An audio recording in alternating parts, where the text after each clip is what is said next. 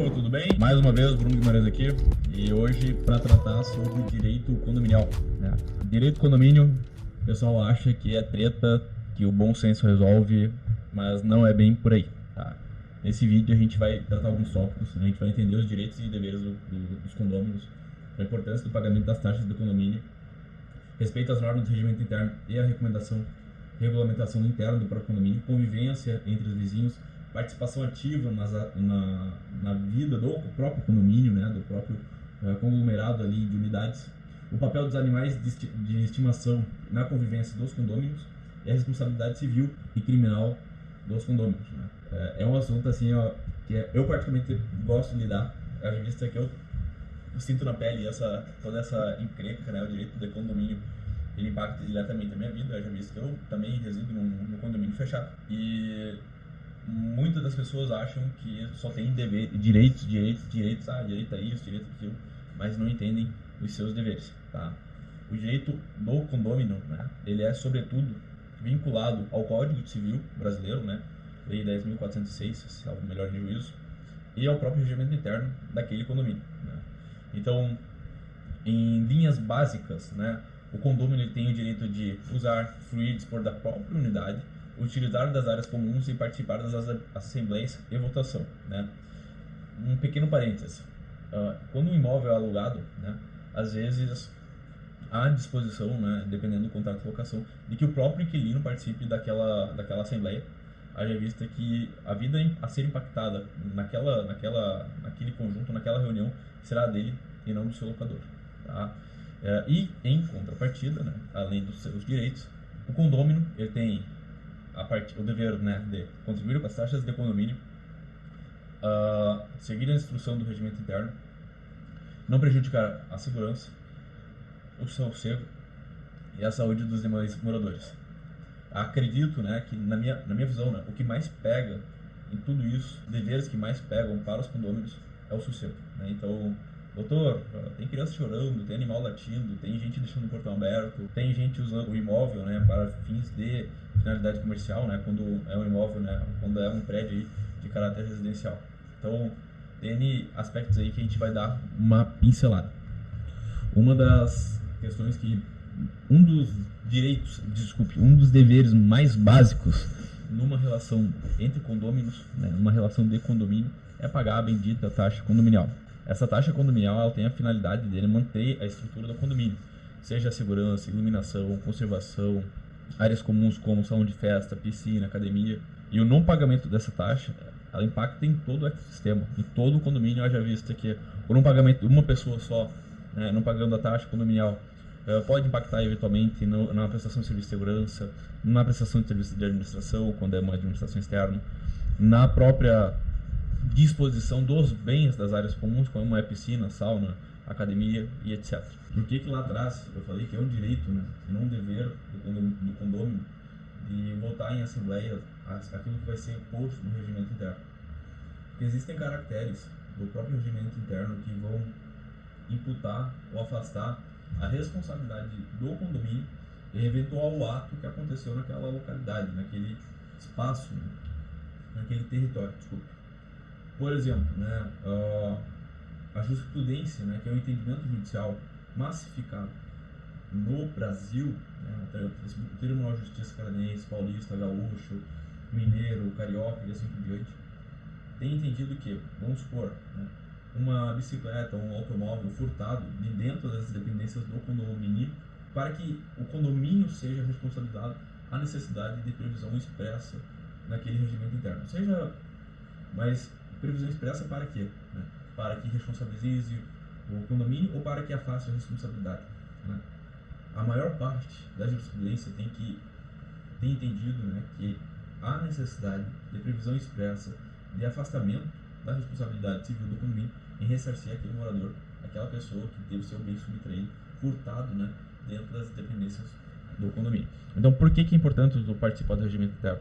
Porque no regimento interno que você, né, ou na votação na assembleia, enfim, que você vai colocar isso em pauta e vai discutir se é um direito do condômino, ou melhor, é um dever do condomínio ressarcir ou não aquele prejuízo material ou, quem sabe, da própria saúde, da própria vida do condômino quanto a um fato, né, de uma violação, uma falha de segurança daquele conglomerado, né, daquele condomínio. Abordando um tema aí agora acerca que gera uma baita de uma polêmica, né? Criança, som, que é barulho, e animais no condomínio. Não tem uma regra geral, né, para dizer o seguinte: não pode, a criança não pode chorar das 10 da noite até as 7 da manhã. O cachorro, o gato não pode latir ou miar das 10 às 7 da manhã. E barulho, né? Tudo tem a ver acerca, assim, ó, infelizmente, aí a gente vai apelar para um bom senso e harmonia naquele condomínio, né? Porque imagine o seguinte cenário: tu tem um vizinho que não faz qualquer tipo de barulho a semana inteira, mas final de semana ele vai lá e fez uma festa e você chega com os dois, com duas pedras na mão atacando. Querendo ou não, vai ter uma desarmonia com aquele vizinho, né? Diferente seria se todo dia ou com uma certa frequência aquele vizinho tivesse som alto, fizesse com que o cachorro dele utilizasse as áreas comuns para satisfação das suas próprias necessidades. Quanto à questão de sossego, né, barulho, há a possibilidade de previsão no próprio regimento interno, obviamente, né?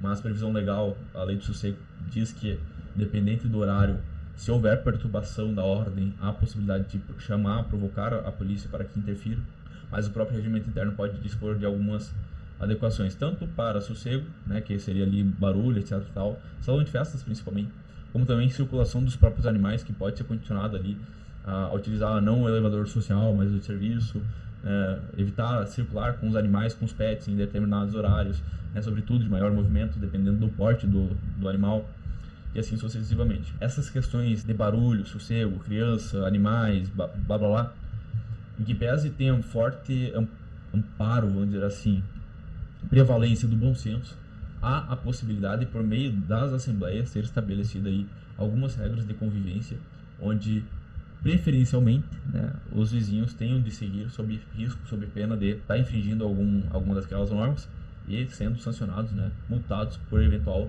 atitude reincidente, por exemplo, tá? Então, sobre responsabilidade civil, a gente já vai começar a tratar agora. A responsabilidade civil do condômino, né, ela, assim como qualquer outra responsabilidade civil, ela precisa ir dando um nexo de causalidade e dolo, né, dolo ou culpa, para que o condômino, né, aquele usuário, ele seja responsabilizado civil ou criminalmente. Ele tem que estar relacionado àquele dano. Exemplo, o meu apartamento não comportava uma banheira, né, de X mil litros no quarto. Eu fui lá e botei esse apartamento, essa banheira, e essa banheira causou danos, né, a toda a parte da estrutura física, seja do meu bloco, seja do meu andar, seja simplesmente do apartamento de baixo. Obviamente, né, houve um nexo de causalidade, ou seja, o fato tá havendo um dano à estrutura, o fato de ter um vazamento no apartamento, na unidade de baixo, está linkado, né, anexo àquela atitude, veja, dolosa que eu tomei, de botar aquele utensílio mesmo que fosse não previsto ou não suportado por aquela estrutura, e o dano.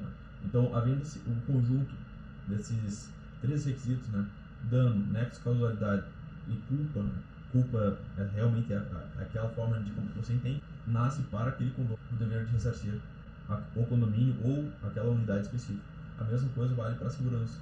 Se, por exemplo, nas regras do condomínio ficou estipulado aí que não poderia o condômino deixar terceiros adentrarem, né, depois de tal horário. Por exemplo, terceiros que são alheios, né, ao condomínio, que não fazem parte da família do condomínio, não podem entrar no residencial depois das 23 horas. Se essa pessoa, né, ou mesmo que fosse dentro do horário residencial, se essa pessoa causar dano a outra, ou o condomínio será responsabilizado, né, seja pela atitude, seja na seara civil, né, que seriam danos extrapenais, que estão além daqueles que são imputáveis, né, puníveis com o cerceamento da liberdade da indivíduo, com os próprios crimes com autoria ou autoria direta.